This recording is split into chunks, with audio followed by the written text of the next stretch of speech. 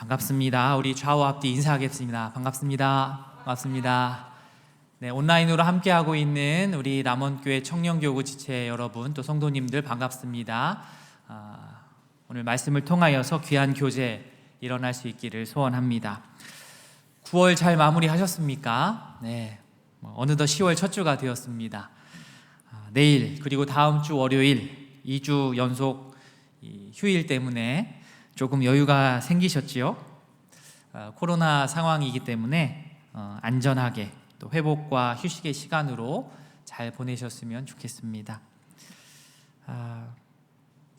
저는 이제 월요일 휴일이 좋기도 하지만 목사로서 조금 염려되는 부분은 있습니다. 혹시 연휴로 인하여서 예배가 우선순위에서 밀리지는 않을까? 저의 이런 걱정이 기후가 될 수 있도록 여러분 만들어 주셨으면 좋겠습니다. 자, 사도행전, 지난주에 이어서 사도행전 우리 1장 오늘 4절을 말씀 먼저 볼 텐데요, 우리 4절 말씀 한번 보시겠습니다. 이렇게 나옵니다. 사도와 함께 모이사 그들에게 분부하여 이르시되 예루살렘을 떠나지 말고 내게서 들은 바 아버지께서 약속하신 것을 기다리라. 자, 질문 드립니다. 여기서 주어가 누굴까요? 주어. 자, 주어는 이 4절에는 없죠. 3절, 2절로 올라가면 2절과 3절에 나오는 그입니다. 그 2절 시작도 그가 택하신, 3절 시작도 그가 고난받으신. 자, 그러면 여기서 여러분 성경 읽다 보면 이렇게 인칭대명사 나오면 되게 헷갈려요. 그죠? 정신을 바짝 차려야 되는데 여기서 그는 누구냐? 바로 예수님이십니다. 예수님께서 두 가지 당부를 하십니다. 첫 번째 당부는 4절 말씀에 나오는 대로 첫 번째 당부는 무엇이냐면 예루살렘을 떠나지 말아라. 예수님의 첫 번째 당부, 예루살렘을 떠나지 말아라. 그러면서 기다려라. 이게 첫 번째 당부고, 두 번째 당부는 기다리는데 그냥 멍하게 있지 말고 아버지께서 약속하신 것이 무엇인지 기억을 하고 그것을 기다려라. 자, 예루살렘 떠나지 말라. 그리고 아버지께서 약속하신 것을 기다려라. 이 두 가지를 예수님께서 제자들에게 사역의 방향으로 제시를 해주신 것입니다. 자, 그러면 내게서 들은 바 아버지께서 약속하신 것, 이것에 대한 내용이 5절에 나옵니다. 5절. 우리 5절 말씀 같이 한번 읽어볼까요? 시작. 요한은 물로 세례를 베풀었으나 너희는 몇 날이 못 되어 성령으로 세례를 받으리라 하셨느니라. 자, 세례가 두 종류가 나오네요. 자, 이것이 바로 오늘 5절에 나온 이 부분이 바로 아버지께서, 예수님께서 아버지라고 부르시는 그 아버지께서 약속하시는 겁니다. 하나님 나라 사역의 첫걸음은 바로 하나님께서 약속하신 성령의 세례를 받는 것이에요. 아버지께서 약속하신 이 성령이 임한다라고 하는 것은 예수님께서 지금 밑도 끝도 없이 갑자기 생각나가지고 툭 던지신 그런 말씀이 아닙니다. 이미 예전부터 구약에서부터 이 이야기는 계속해서 선지자들을 통하여서 믿음의 선진들을 통하여서 우리에게 전달이 되었습니다. 대표적인 것이 요엘 2장 28절입니다. 우리 찬양으로도 많이 하죠. 자녀들은 예언할 것이요, 그죠? 그 부분이 가사가 되는 본문인데 우리 형제들만 한번 읽어볼까요? 요엘서. 자, 시작. 그 후에 내가 내 영을 만민에게 부어주리니 너희 자녀들이 장래일을 말할 것이며 너희 늙은이는 꿈을 꾸며 너희 젊은이는 이상을 볼 것이며. 자, 여기서 파란색으로 표시된 게 보이십니까? 내가 내 영을 만민에게 부어주겠다. 예수님 오시기 전에 이미 요엘서에 나온 이야기입니다.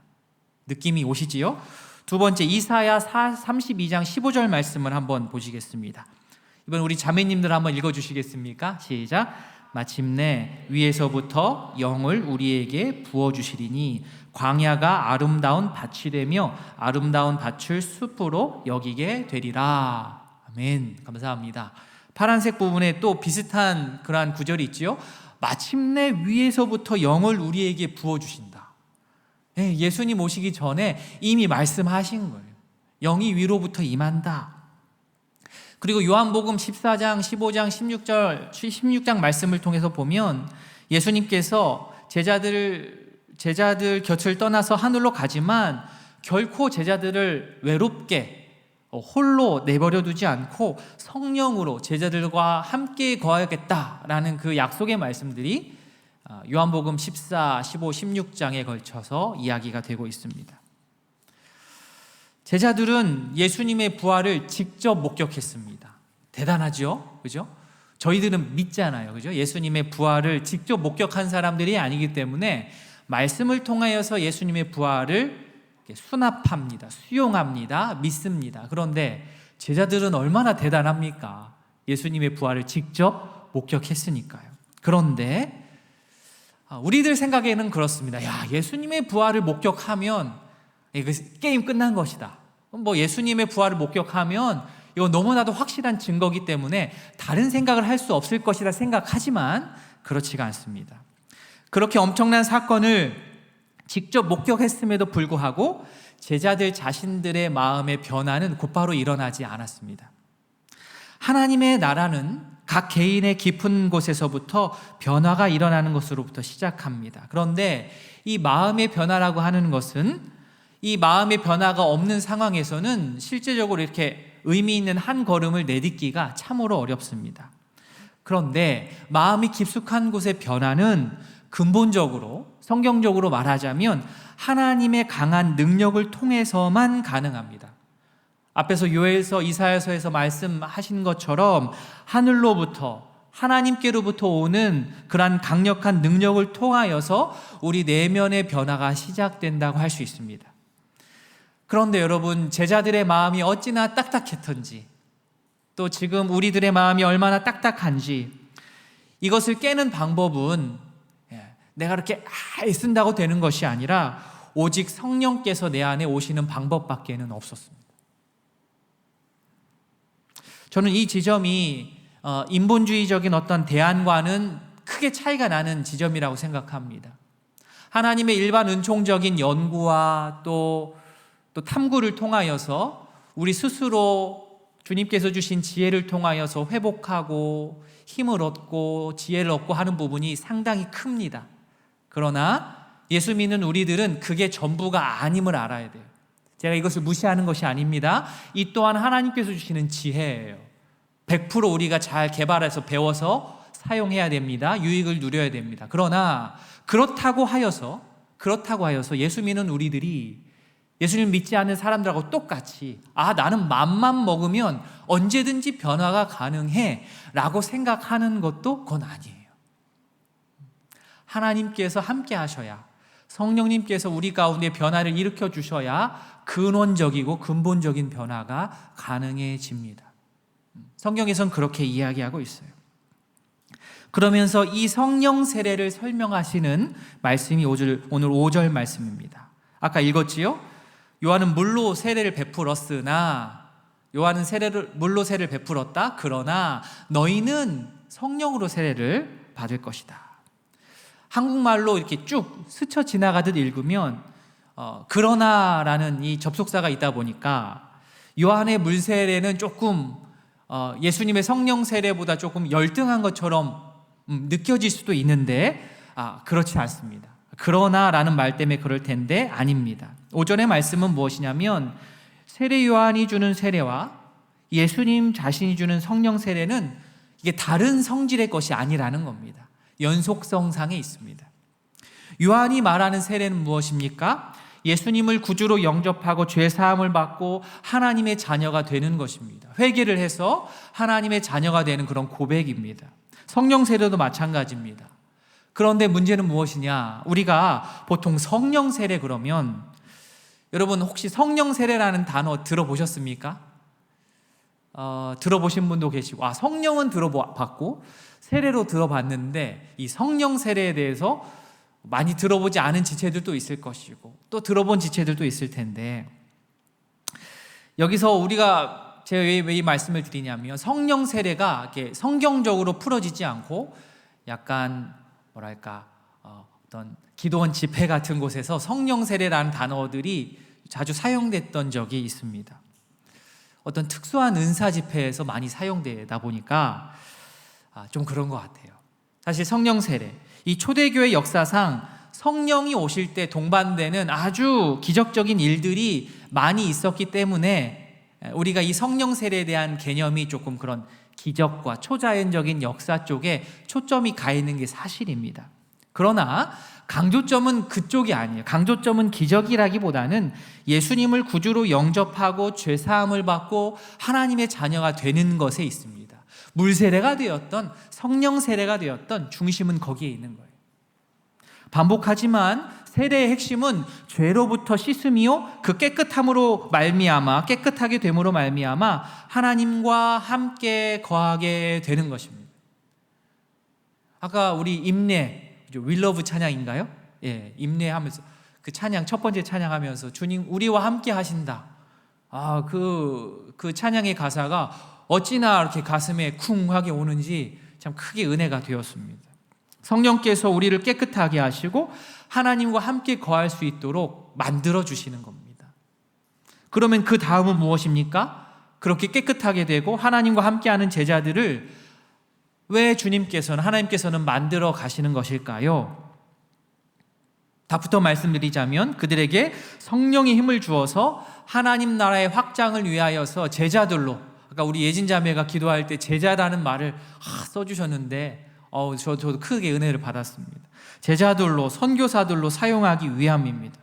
여기서 제자들, 선교사라는 말은 어느 누구 대단한 어떤 다른 사람을 말하는 것이 아니라 이 자리에 우리가 함께 예배하고 있는 우리 각자 자신을 호칭하는 명칭입니다. 우리가 성령과 함께 거해야 되는 이유, 우리가 성령과 함께 거하는 이유는 단지, 물론 이 부분도 있지요. 하지만 단지 그 성령의 사역을 축소해서 우리는 보통 어떻게 생각하느냐, 내가 살아가는 데 있어서 죄책감을 좀 덜 느끼고 죄책감 세게 느끼지 않고 개인적으로 좀 편안하게 자유롭고 행복하게 사는 것으로 생각하는데, 물론 그것도 도와주지만 그게 전부가 아닙니다. 성령이 내 안에 거하시면 내가 깨끗하게 되어서 하나님 안에 거하게 되어서 감히 내가 예수님께서 이 땅에서 하셨던 그 일들을 성령 받은 내가, 성령 충만한 내가, 예수님의 제자들이 이미 했던 그 일을 성령 받은 내가 성령 세례 받은 내가, 우리들이 하나님께로부터 온 그 힘을 가지고 해 나갈 수 있게 되는 거예요. 우리에게 그 일을 감당해야 될 책임이 있는 것입니다. 하나님 나라를 이루어서 하나님께 나아가는 거죠. 그 일에 동참하고 싶은 마음이 우리 안에 들어와야 합니다. 이것은 절대 뜬구름 잡는 이야기, 추상적인 이야기가 아닙니다. 매우 실제적인 이야기입니다. 예수님께서 제자들을 가르치는 열정은 정말로 대단하셨습니다. 부활 전에도 그러셨고 부활 후에도 나타나셔서 제자들에게 많은 가르침을 주셨습니다. 특별히 성령에 대하셔서, 그리고 하나님 나라에 대하여서 아주 집중 교육을 하셨습니다. 하나님 나라에 대해서 제자들이 예수님을 통하여서 교육을 받는데 질문이 생기는 거예요. 여러 가지 의문이 생겼습니다. 하나님 나라에 대해서 질문합니다. 오늘 질문하는 내용이 6절에 나오지요. 6절 같이 한번 읽어보겠습니다. 시작. 그들이 모였을 때에 예수께 여쭈어 이르시되 주께서 이스라엘 나라를 회복하심이 이때니까 하니. 시간이 지나서 성경을 통하여서 이 말씀을 대하는 우리들의 입장에서 이 광경을 생각하면, 제자라는 사람들이 왜 이렇게 핵심을 파악하지 못할까? 예수님으로부터 직강, 그죠?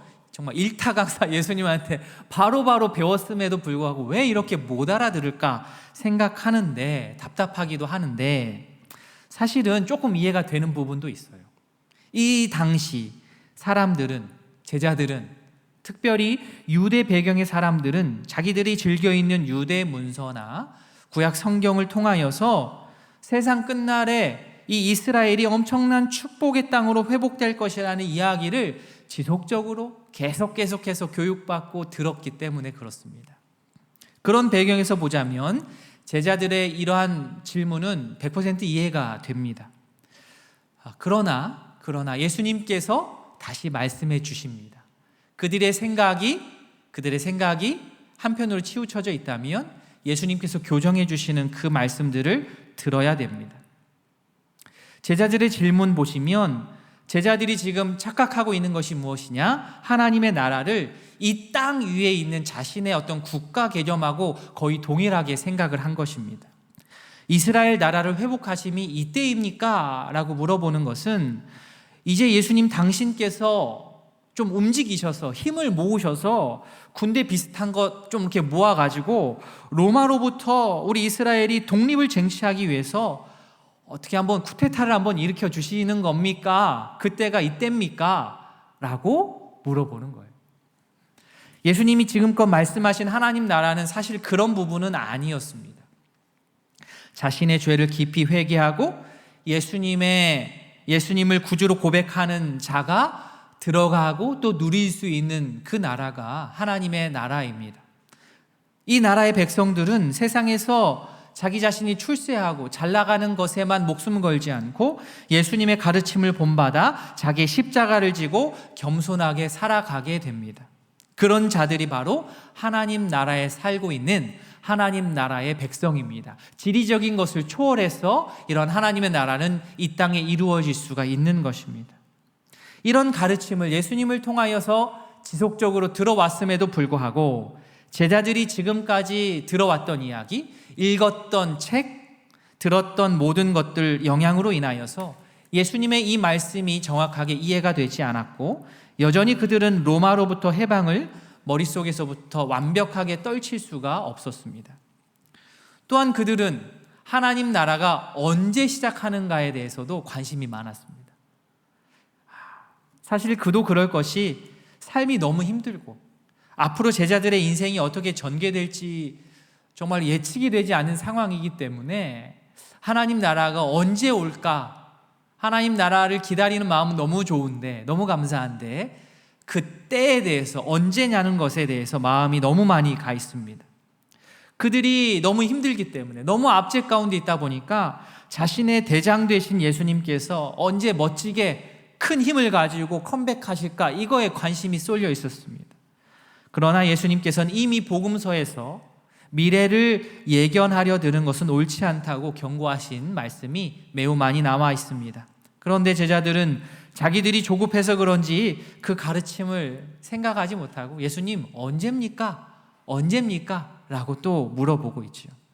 이 한계 많은 제자들의 질문에 예수님께서 대답하십니다. 7절 말씀, 이르시되 때와 시기는 아버지께서 자기의 권한에 두셨으니 너희가 알 바 아니요. 이 종말에 대한 이야기, 예수님이 다시 오심에 대한 이야기는 저희가 데살로니가서를 함께 읽으면서 여러 번 다루었던 기억이 있습니다. 사실 7절의 이 예수님의 대답은 제자들이 물어보았던 그 질문에 대한 아주 시원한 답변은 아닙니다. 이스라엘 나라를 회복한다 안 한다 이런 얘기가 들어있지가 않아요. 직접적인 대답을 안 하십니다. 그러면서 그들의 질문은 무시하지 않고 받으시면서 그들의 간절함을 이해하시면서 오직 아버지 하나님만 때와 시기를 아신다라고 대답하셨습니다. 예수님 자신도 모른다라고, 이건 하나님, 성부 하나님께만 속해 있는 아주 최고의 비밀이라고 얘기하셨는데 요즘 몇몇 그렇죠? 사입이죠. 이단이죠. 그쪽에서는 이 때와 시기를 알 수 있다고 말하고 알려고 하고 또 안다는 식으로 말하는 사람들이 있는데 여러분 전혀 그런 쪽으로는 여러분 헷갈릴 필요가 없습니다. 그 사람들의 말이 신빙성이 있고 없고를 떠나서 그 자체가 매우 교만한 것입니다. 괘씸한 것입니다. 그 말은 무엇이냐면 예수님이 모른다고 했는데 자기들이 안다는 것은 자기가 예수님보다 위라는 말이거든요. 그게 이단인 겁니다. 예수님께서 제자들의 하나님 나라에 대한 질문에 대해서 7절에서처럼 말씀하시는 것과 같이 그렇게 접근하는 것 아니야 이야기하시면서 예수님께서 하나님 나라에 대해서 다시 한번 설명을 하십니다.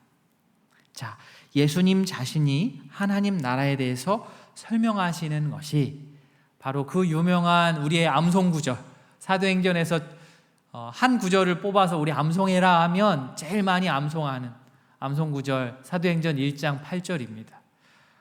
우리 1장 8절 말씀 같이 한번 읽겠습니다. 시작.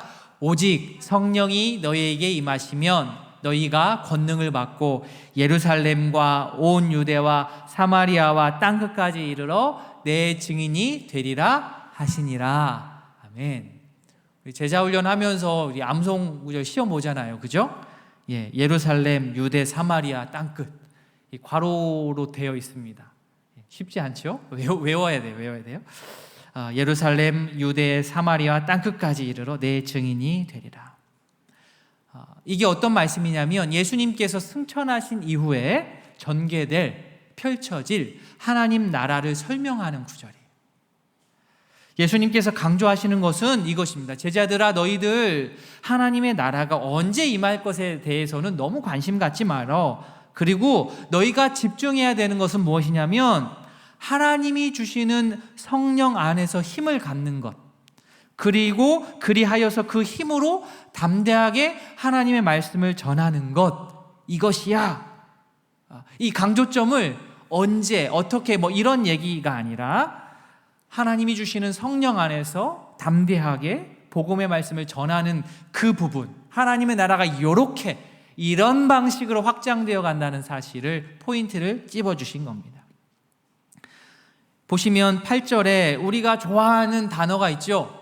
성령이 임하면 권능을 받는다. 이 권능이라는 말을 무척 좋아합니다. 파워입니다. 힘입니다. 여기서 말하는 권능, 파워는 기적을 뜻하기도 하지만 어떠한 일을 하게 하는 원동력이 되기도 합니다.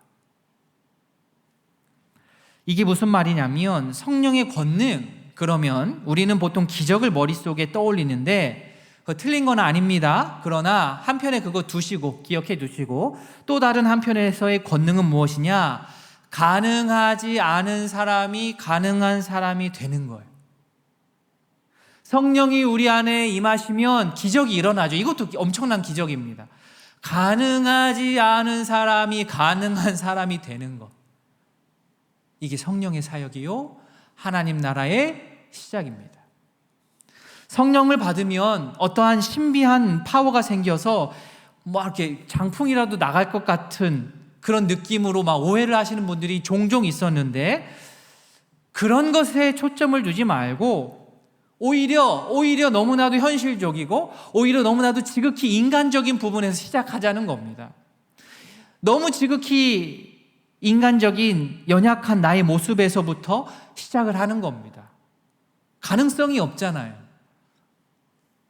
내가 나를 보았을 때, 내가 나를 평가해 봤을 때, 아니 옆에서 평가해도 도저히 이건 견적이 안 나오는 거죠. 내가? 예루살렘 온 유대와 사마리아 땅끝까지 이뤄 예수님이 증인이 된다고? 내가? 네가? 맞잖아요. 가망이 없지 않습니까? 그런데 여러분, 기적이 일어나는 거예요. 어떻게? 어떤 기적? 예수님을 믿음으로 말미암아, 성령이 임함으로 말미암아 도저히 가능성이 없고 가망이 없는 내가 예수님의 증인의 역할을 감당하게 되는 기적. 저는 이 기적이, 여러분, 아말감으로 떼운 이빨이 금이빨로 변하는 것, 하늘로부터 다이아몬드 가루가 떨어지는 기적보다 100배, 1000배 놀라운 기적이라고 저는 생각합니다. 동의하십니까? 그만큼 힘든 일이거든요. 아말감이 금으로 되는 건 그래도 할만한데 우리가 예수님의 증인되는 거 쉽지 않지 않습니까? 우리가 우리 스스로를 너무나 잘 압니다. 어떻게 우리가 우리 자연인 그대로, 맹숭맹숭한 이 자연인 그대로 예수님의 증인 역할을 감당할 수가 있겠습니까? 그러나 이러한 너무 연약하고 너무나도 연약한 우리들에게 어떻게 되면 성령이 오시면 예수님의 증인으로서 역할을 우리가 감히 감당할 수 있는 그런 하늘의 힘이 생긴다는 사실입니다. 여러분 믿으십니까? 아멘. 내 능력으로 그걸 하려면 교만이에요. 할 수 없습니다. 당연히 못해요.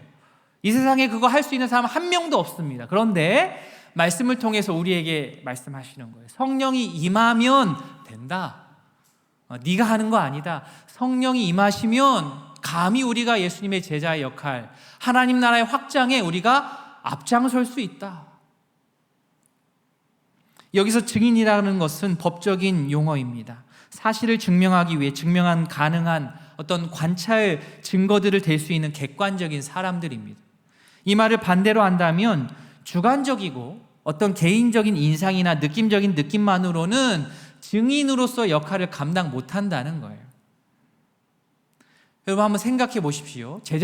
당시 예수님의 제자들은 실제적으로, 직접적으로, 간접도 아니에요. 직접적으로 예수님의 부활을 경험했기 때문에 증인, 법적인 효력이 있습니까? 없습니까? 있지요. 두 눈으로 봤잖아요. 경험했지 않습니까? 예수님께서 부활하시는 것, 증인으로서의 그 자격이 있습니다. 그러면 다 될 것 같아요. 완벽하지 않습니까? 다 봤는데 왜? 그러나 그 사실만으로는 안 된다라는 거예요. 예수님의 부활을 두 눈으로 확실히 보았다 하더라도 그 증인의 역할을 못 한다는 거예요. 아무리 예수님과 깊은 친분이 있다 하더라도 무엇이 없으면, 성령이 임하지 않으면 그 대단한 제자들도 그냥 집에서 방콕하는 겁니다. 예수님과 수년을 같이 있고 예수님의 부활을 직접 두 눈으로 목격했다 치더라도 그들 가운데 성령이 임하지 않으시면 그들은 집에서 그냥 집콕하는 거예요. 한 발도 나올 수 없습니다. 이 말을 이 현대에 바꿔 말하면 이렇지요. 내가 아무리 정말 우리 부모님이 선교사님, 우리 집안이 기독교 3대 집안이고 4대 집안이고 목사님, 선교사님을 아무리 배출을 많이 한다 하더라도 내가 그 집안에 지금 잘 살고 있는 내가 예수님을 진짜 제대로 영접하고 믿어서 성령 충만하지 않으면, 성령을 받지 않으면 나는 예수님의 제자로서 하나님 나라에 숟가락을 얹을 수가 없다라는 거예요. 예수님의 제자들에게 성령이 임함으로 말미암아 권능을 받고 그때 비로소 담대하게 땅끝까지 이르러서 예수님의 증인이 될 수 있었던 것입니다. 여기서 땅끝이라고 하는 것은 첫 번째로는 지리적인 것, 공간적인 것을 뜻합니다. 예루살렘, 유대, 사마리아 땅끝, 그렇죠? 지리적인, 공간적인, 거리적인 측면이 하나가 있고 또 다른 한 측면은 무엇이냐면 인종적인 모든 범위를 포함하는 것입니다. 둘 사이의 어떠한 장벽을 말하는 것입니다. 하나님 나라 메시지는 오늘 말씀처럼 거리와 공간을 뛰어넘어서 그리고 사람과 사람 사이를 갈라놓는 이 장벽을 부수면서까지, 넘어서까지, 깨뜨리면서까지 하나님의 말씀은 통과한다는 것입니다. 8절 말씀은 우리 각자 개인이, 그리고 우리가 속해 있는 남원교회, 특히 우리 청년교구가 명심해야 될 말씀입니다. 예수님께서 다시 오실 때까지 이 땅의 교회들은 뭐 하는 곳이냐? 교회의 사명이 무엇이냐? 왜 교회가 존재하느냐? 라고 물었을 때 이 구절을 생각하시면 거의 정확하다고 저는 생각합니다. 기준이 됩니다. 여러분, 그거 선교지요. 예수님의 증인이 되어서 복음을 들고 내가 선 이곳에서부터 땅끝까지 뻗어져 나가는 겁니다. 예수님의 증인으로서 사도들이 이 역할들을 잘 준비할 수 있도록 훈련하고 준비하는 곳이, 물론 예배도 하지만 준비하는 곳이 바로 이곳 예배당입니다. 람원교회입니다. 하나님의 나라는 어떤 정치적인 힘이나 경제적인 혹은 군사적인 그런 권능으로 시작되는 나라가 아니요. 자, 하나님의 나라의 시작은 무엇이다고요? 성령의 권능을 받음으로 시작되는 나라입니다. 성령의 권능. 또한 말씀에 예루살렘과 온 유대와 사마리아와 땅끝까지라고 나와 있듯이 하나님의 나라는 이스라엘이라는 어떤 팔레스틴이라는 어떤 좁은 지역에 한정된 나라가 절대로 아닙니다. 그것을 넘어서야 된다고 예수님께서 의도적으로 말씀하십니다. 사람들이 가지고 있는 공간적인 것도 물론 있지만 제가 두 번째로 말씀드렸던 것, 사람들이 가지고 있었던 보이지 않는 혹은 보이는 장벽, 인종차별적인, 지역차별적인 그 마음을 예수님께서는 아셨습니다. 사도행전을 읽다 보면 그래요. 이 놀라운 복음의 말씀을 유대인들은 유대인에게만 전해야 된다고 생각한 거예요. 감히 이것을 이방인에게? 한 번에 안 무너지는 거죠.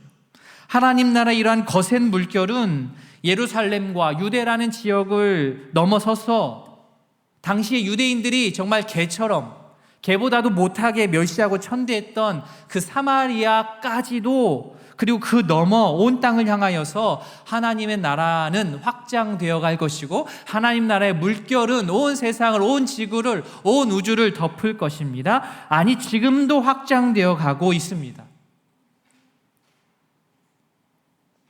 요즘 막 교회 이름 중에 세련되고 멋진 교회 이름 많더라고요. 참 어떻게 저런 교회 이름을 지었을까 하는데, 제가 들었던 교회 이름 중에 하나가 넘어서 교회, 넘어서 교회.